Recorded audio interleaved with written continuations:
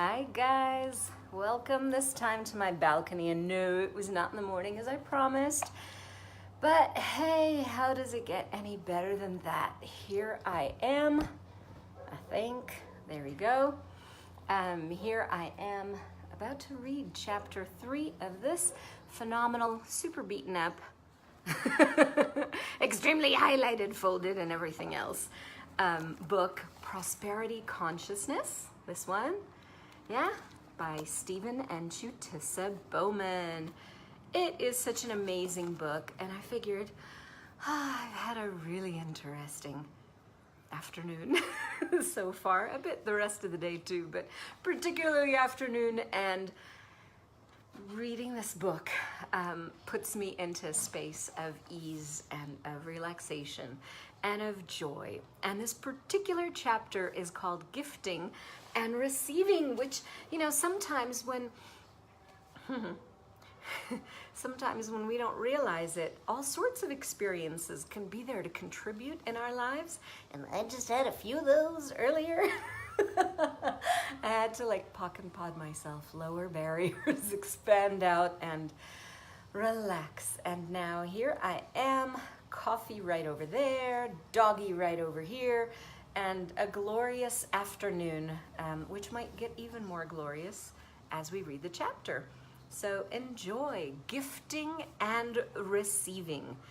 In this chapter, Steve talks about the following points: gifting, the secret to experiencing the endless abundance of the universe; the give and take program versus gifting and receiving; letting go of the give and take program, and tools you can use to discover the simultaneity of gifting and receiving.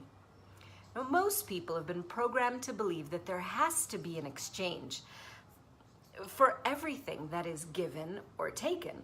They give with the expectation of receiving something in return. Well, I'll give you this, and then you'll give me that. Well, this is the give and take program, which the vast majority of people engage in daily.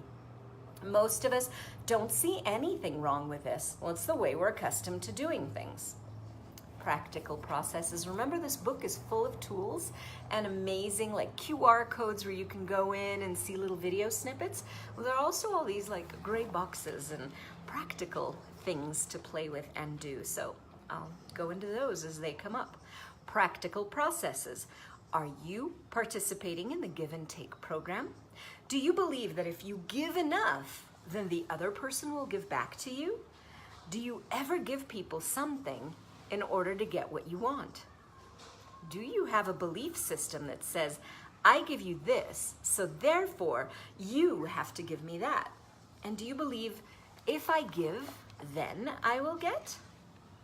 Have you ever noticed that every time that you're willing to give 150%, then you pull someone into your life who's willing to take 200%? And they take, and they take, and they take until you get very upset and you want them out of your life. Oh, deja vu to this afternoon. I think I'm reading this for me, guys.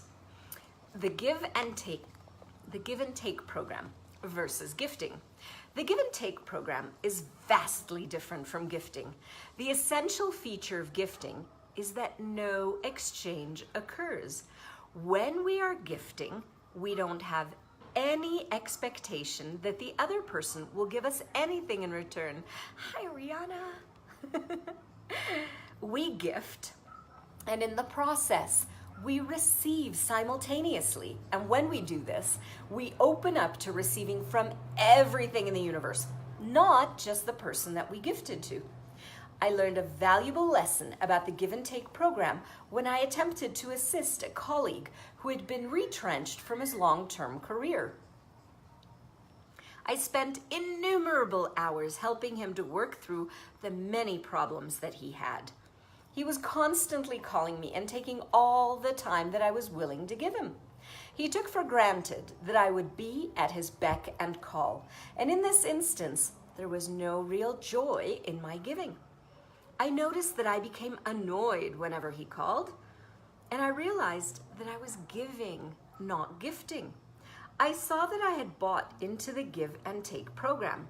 Whenever we now have a conversation, I am able to be present with him without any judgment. I do not feel obligated to him in any manner, and this frees me to enjoy our conversations. I am now gifting and being a gift to him. From this first-hand experience of being trapped in the give and take program, I learned that when I feel obligated, my willingness to give and receive stiffened up, and I created separation and barriers to receiving. When we gift, we receive simultaneously and experience the abundance of the universe. But when we engage in the give and take program, it creates obligation, expectation, projection, judgment, separation, and rejection. Giving to someone who can't receive. Can you imagine what it is like to attempt to give to someone who is not willing to receive? Chutisa had this point conveyed to her once when she was acknowledging an actor friend who had just won a major part in a movie. He could not receive her acknowledgement and deflected it back energetically. Since she's very close to this friend, she asked him why he was negating her acknowledgement. He apologized and told her that he had great difficulty receiving compliments without feeling an obligation. He tended to create judgment and become suspicious of the giver. Now, when someone complimented him, he thought, what's the catch here? What do they want from me? He was always on the lookout to avoid the feeling of obligation. And after he talked with Chutisa about gifting and receiving, he realized that he'd shut the door on so many unexpected and amazing possibilities because of his unwillingness to receive. From this experience, Chutisa realized that, like her friend, she too found it difficult to receive compliments and acknowledgement. When someone gave her praise or acknowledgement, she used to think that she had to say something complimentary in return. This give and take program implanted the idea that she could not receive something without being obliged to give something in return. She became aware that this was the reason that she was always reluctant and unwilling to receive. The way that Chutisa got herself out of the give and take program was to practice receiving compliments with gratitude. That's so cool. She learned to fully receive and perceive the acknowledgement instead of deflecting it. Every time someone gave her an acknowledgement or praise, she simply said, "Thank you," with total gratitude, and she didn't try to return a compliment at the same time. She noticed that by doing this, she allowed people who gave her an acknowledgement the pleasure of gifting the gift without having it thrown back at them. It's not gifting when there is an obligation attached to the gift. I've been in situations where I was not willing to receive what was being given to me because I perceived that there was an obligation attached to it. It's not gifting and receiving when someone gives you something with a point of view of, I give you this, and therefore you should give me something in return. This is give and take. When you find that you're not willing to receive something due to fear of obligation, the other person's probably doing a give and take with you. If you're giving in order to get something in return, then you're putting yourself into a give and take position. Gary suggested that to get out of the give and take program, we must destroy and uncreate the mindset that there has to be an exchange. We have to be willing to experience the simultaneity of gifting and receiving, and we have to let go of the idea of the exchange of energies and realize that all energy is expansive. Simultaneous gifting and receiving. Chutisa and I adore the idea of gifting and receiving simultaneously. We embrace it as part of our way of being and working. In our work life, we practice gifting by empowering people to become conscious creators of their own reality. This is much more comfortable. We attempt to help them make all aspects of their life fulfilling and successful. And in our personal life, we choose to do things that put smiles on the faces of the people around us without expecting anything in return. We don't do things based on obligation. We do things for people for the pleasure of doing them without wanting anything in return. We are gifting, and in so doing, we receive simultaneously. Now, in my work, I often gift information to my clients if they request it, without expecting payment or anything else in return. The only thing I require from them is that they ask me questions. They know they can contact me anytime, as long as they ask me a question. This has, interestingly, reduced the number of calls that I get that are trivial in nature. The calls I do receive are primarily for highly paid assignments. Because I'm willing to be in the simultaneity of gifting and receiving, I'm able to function from an unlimited point of view with my work. One of the ways you can cultivate gifting and receiving is to practice gifting without expectation. Now, if you start gifting without wanting anything in return, then you endorse the idea that there's abundance in the world. You will be living from the point of view that the universe is endless abundance. Oh boy, this is a really short chapter because now we got to the tools page. See, I love this book. There's so many tools and amazing things in it. Tools that you can use to discover the simultaneity of giving and receiving. Discover whether you're participating in the give and take program. Some questions you can ask. Do you believe that if you give enough, then the other person will give back to you? Do you ever give people something in order to get what you want? Do you have a belief system that says, I give you this, and therefore you have to give me that?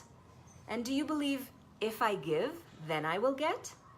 Have you ever noticed that every time you're willing to give 150%, then you pull someone into your life who's willing to take 200%? And they take, and they take, and they take, until you get very upset, and then you want them out of your life. To improve your ability to receive, things to do. Practice receiving compliments with gratitude. Don't try to return a compliment at the same time that you receive one. Notice what you're not willing to receive something, when you're not willing to receive something due to the fear of obligation. Note whether the other person is doing give and take with you. And let go of the give and take program. Destroy and uncreate that mindset that there has to be an exchange. And practice doing things for others without expecting anything in return. Things to do. Put smiles on the faces of people around you. Do things for the pleasure of doing them.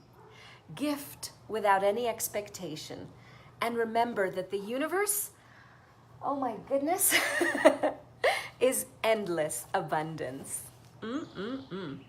Okay, since this one was so like eeny, meeny, weeny, weeny, teeny, tiny, I'm going to continue reading like, oh my goodness. The power of gratitude. In this chapter, Chutisa talks about the following ideas. Gratitude, an essential constituent of abundance and wealth. The scarcity frame of mind versus gratitude. A way to get to the truth of your reactions and emotions. Tools that you can use to develop gratitude. In 2004, Steve and I traveled around Australia, New Zealand, and Southeast Asia, presenting at a leadership boot camp on the topic Transforming Your Organization from a Scarcity Paradigm to Prosperity Consciousness. During these boot camps, we talked about the power of gratitude, and we asked the senior leaders that we worked with to share with us their experience of gratitude in their lives. I found that most people experienced gratitude only when something they thought of as, in air quotes, good happened. The more we worked with these business leaders, the more I noticed how many people misidentified what gratitude is all about. Some of the people we worked with stated they made a daily practice of keeping a gratitude journal. A gratitude journal is simply writing down each day the things one is grateful for. We observed that these people had a tendency to do gratitude as a routine act that they performed without sincerity and without being genuinely grateful. Quite a few people we know have gratitude journals packed full of shopping lists of things that they say that they're grateful for. However, the lists they've compiled do not seem to translate into an energetic state of gratefulness. Now, please don't get us wrong. We're not belittling the gratitude journal. It is a useful tool if you're using it consciously. But it seems like a mindless act of pretense if you are not experiencing an energetic state of gratitude as you use the tool. A scarcity frame of mind keeps people from experiencing true gratitude. Steve and I were surprised to see this recurring misidentification and misinterpretation of what gratitude really means. We were prompted to examine the basis of this confusion and found that a scarcity frame of mind is the main perpetrator that keeps people from experiencing true gratitude. People who have a scarcity frame of mind have attitudes, mindsets, feelings, and values associated with lack or the fear of lack. They believe there's not enough to go around for everyone in the world. Scarcity becomes a way of life for them, and they often experience a feeling of lack as part of their reality. They judge that there is scarcity and lack in the world, and as a result, that is what they see all around them. It's hard for them to be grateful when they assume that there's not enough and when they perceive life to be difficult. During one of the workshops that Gary conducted in Auckland, New Zealand on money and consciousness, a lady talked about her fear of lack, which was deeply entrenched in her relationship with money. She asked Gary, "So what is lacking here?" And Gary replied, and I've got it like all highlighted and underlined and starred and all that. "The only thing you lack is you." I'm going to repeat that. The only thing you lack is you. Everything else is total abundance. You use huge amounts of force to create the lack of you in order to create all the lacks in your life. You have a great ability to create lack. The main lack is the unwillingness to be you. Your scarcity state of mind is deeply ingrained. You have to be willing to change it before you will ever be prosperous and successful. A scarcity mindset leads to competitive thinking. Many people believe that in order to get what they want, they have to take it away from somebody else. They feel envious and resentful when someone else has something that they would like to have. They believe that if someone else has something that they desire, then they themselves will have to go without. They think that if they chose to do one thing, they'll have to give up something else. This scarcity point of view encourages fear and worry. It's not easy for people to have gratitude when they're convinced that there isn't enough to go around, especially when their points of view keep creating situations where they get to be right about how difficult life is. They assume that their reality of lack and scarcity is true, but nothing could be further from the actual truth. I love, by the way, just as a little aside, I love the word assume, which I'm not bothering to write down here, but as you can see, the word assume, A-S-S-U-M-E, if you divvy it up, and this I learned from my ex-sister-in-law's mother, I think when I was 15, she wrote that word down, and she put a line, 2 lines actually in it. Ass, to assume, is to make an ass out of you and me. So it's a fun one to look at anytime we happen to fly off into assumptions. So they assume that their reality of lack and scarcity is true, but nothing could be further from the actual truth. Dealing with envy, resentment, bitterness, and fear. A client of ours, Judy, worked as a solicitor in a large law firm in London. She had an intensely difficult time when she was passed over for promotion, and one of her colleagues was made senior partner of the firm. Judy asked for our guidance to deal with that naughty feelings of envy and resentment and bitterness and her fear of being left behind. She describes the discomfort that she felt as she watched her colleague attain the kind of recognition that she wanted for herself. She had a hard time being genuinely happy for her colleague. She felt confused and embarrassed by her jealousy about her colleague's success. We asked Judy to be aware of the possibility that she might have bought into the lies and limitations of scarcity. We invited her to consider that she was not confined to her circumstance due to a deficiency of opportunities. We suggested that she might like to consider that there is enough for everyone and to see abundant prospects in everything. However, to access that true experience of abundance, she had to be willing to relinquish her erroneous belief about scarcity and lack. Instead of tormenting herself about missing out on an opportunity, we asked her to acknowledge that her apprehensions, her uneasiness, and misery about the lack of opportunity were not, in fact, real. Getting to the truth of feelings and reactions. We recommended that Judy use an access tool called Making It Infinite to get to the truth of her issues.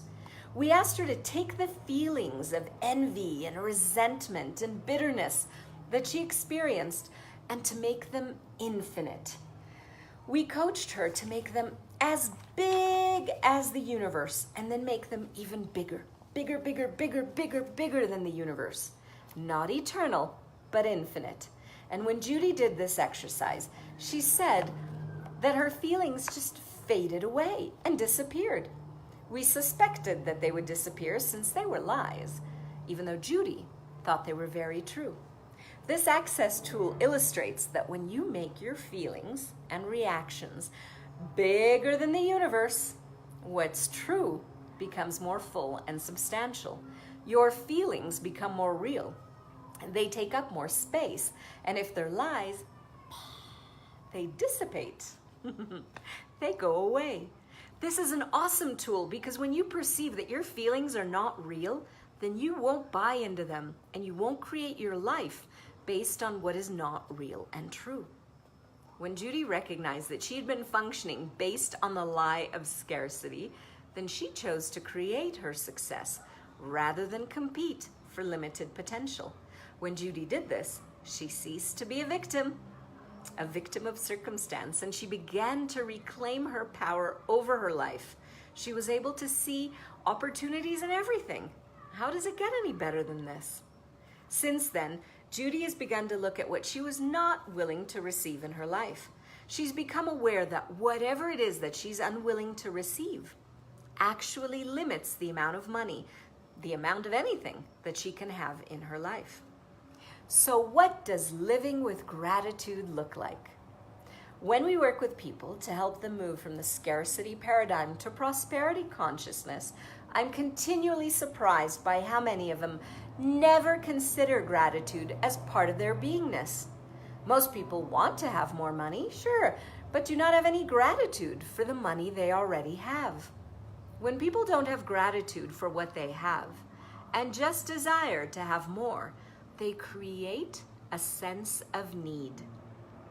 A sense of need for more money often leads to a sense of greed, which means that you try and hold on to what they have as though there's never going to be any more.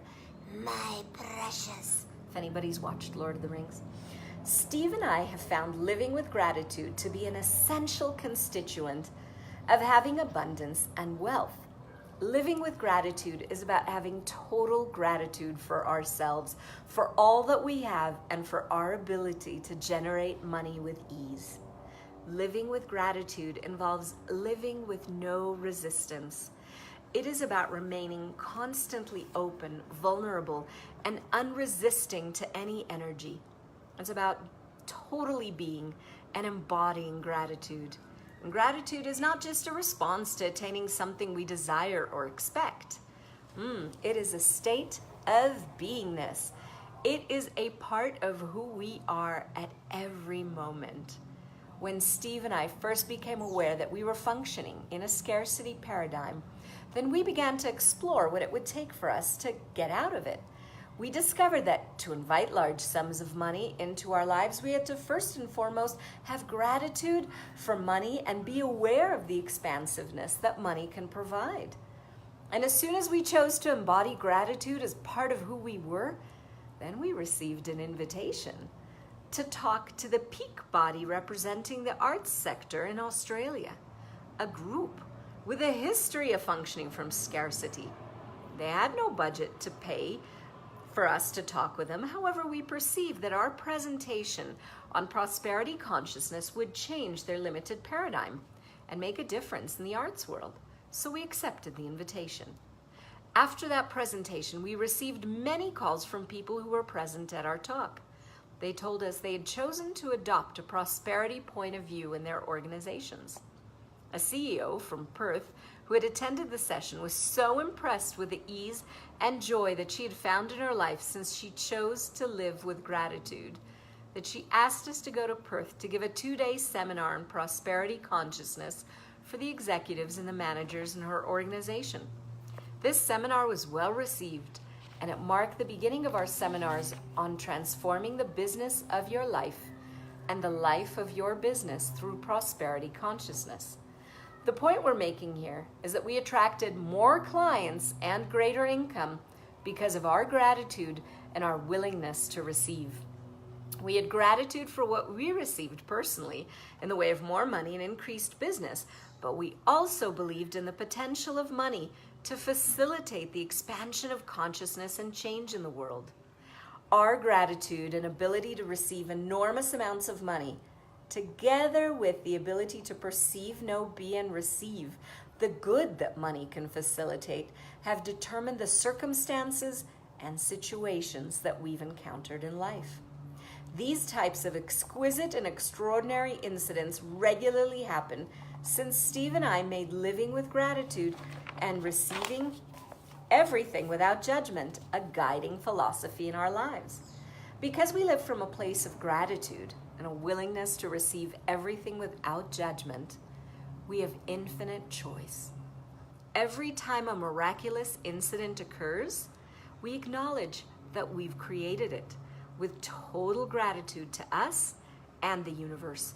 And then we invite the universe to send us more of the same by asking this question: what else is possible? Gratitude is about receiving. Gratitude is in the place in which we are grateful for everything that we are and everything that we have with no judgment. It's impossible to be prosperous without a willingness to receive with gratitude. Gratitude is about receiving, and receiving is about gratitude. Gratitude goes hand in hand with prosperity consciousness. Now, when Steve and I talk about gratitude, we're talking about a state of beingness, not an action or some meaningless charade. Gratitude is a choice in every moment, and being grateful is remarkable for 3 reasons. First and foremost, gratitude feels awesome. It gives a spring in our steps and a twinkle in our eyes. Gratitude creates space and a sense of richness and aliveness that every day becomes a celebration. Second, when we begin to appreciate the good that we have in our lives, we open ourselves up to more good. When we focus on gratefulness and appreciation, then we become aware of how all of life comes to us with ease, joy, and glory. Third, gratitude prevents us from having a competitive mindset and a scarcity paradigm. We are able to live on the creative edge. Gratitude booster. The bottom line is this: whatever you focus on, honey, expands. When you focus on gratitude, what are you focusing on? You're putting your attention on what's right with your life. You're clearly focusing on what is wonderful and what is marvelous. And since you get more of what you focus on, you will keep getting more of what is great about your life. So when was the last time that you truly appreciated the magic that you are? Make a practice of focusing on what you have rather than what you're missing. Stop thinking of yourself as broke. When things are not working the way you wish, instead of complaining, ask this question. What is right about this that I'm not getting yet? From this moment on, I invite you to look for the rightness of you in your life. Stop judging and complaining. Feel and express gratitude for you, for your life, for everyone and everything around you all the time. You don't have to wait for something quote unquote good to happen so that you can be grateful. I invite you to embody gratitude. Make it a state of beingness and a part of who you are in every moment, not just a response to attaining something that you desire or expect. Embodying the gratitude of you allows everything else in your life to show up. You can begin to embody gratitude by choosing to notice all that you have to be grateful for, and by expressing your gratitude earnestly and without hesitation. Tools that you can use to develop gratitude. Invite more of what is wonderful and marvelous into your life. Things to do. Well, look for the rightness in your life. Focus on what you have. Express gratitude for you, for your life, for everyone and for everything around you, including the money that you have. Appreciate the magic that you are. Stop thinking of yourself as broke. Stop judging everything. And things to ask. When things aren't working out the way that you wish, instead of complaining, ask, what's right about this that I'm not getting yet? And when a quote-unquote miraculous incident occurs, be grateful to yourself and the universe. Acknowledge that you created it. Invite the universe to send more of the same by asking, what else is possible? Use Make It Infinite to get to the truth of your reactions and emotions. Something to do.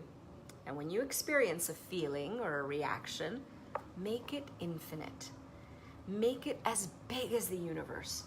Make it even bigger. Bigger, bigger, bigger, bigger, bigger than the universe.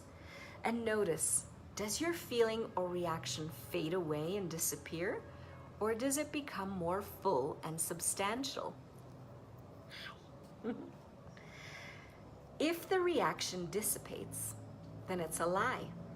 If it becomes more full and substantial, then it's true. I mean, what an amazing GPS. And just that, just that tool would have been so amazing for me earlier. For those who had seen this from the beginning knew that, it was like, rah! Which is why I began this a little bit later than before. Anyway, join me tomorrow. I will be reading at least one chapter, depending on how long or short they are. And tomorrow we're going through Living in and as the question. How does it get any better than that? Again, for those of you who don't know it yet or don't own a copy, this is Prosperity Consciousness, Leading Yourself to Money with Conscious Awareness, one of my favorite all-time money books by Stephen and Chutisa Bowman. They're amazing. They're also having a 3-month adventure soon. I was on their last 3-month adventure. It was very life-changing for me. Still is unfolding and life-changing. I still listen to the replays, and I have me my times when I take Stephen and Chutisa into the bed with me at night, and I listen to them, and it's just so much fun to have a little menage a trois, clearing points of view-wise with them. Anyway, silly me. But it is a huge contribution. It is, and it continues to be a huge contribution in my life. Maybe it will be in yours. And since I happen to love this book so much that it looks so beat up and dog-eared and highlighted and everything, might be a good contribution in yours to play with it. It won't be any fun at all, huh? So enjoy, and catch you tomorrow. Mwah. Bye.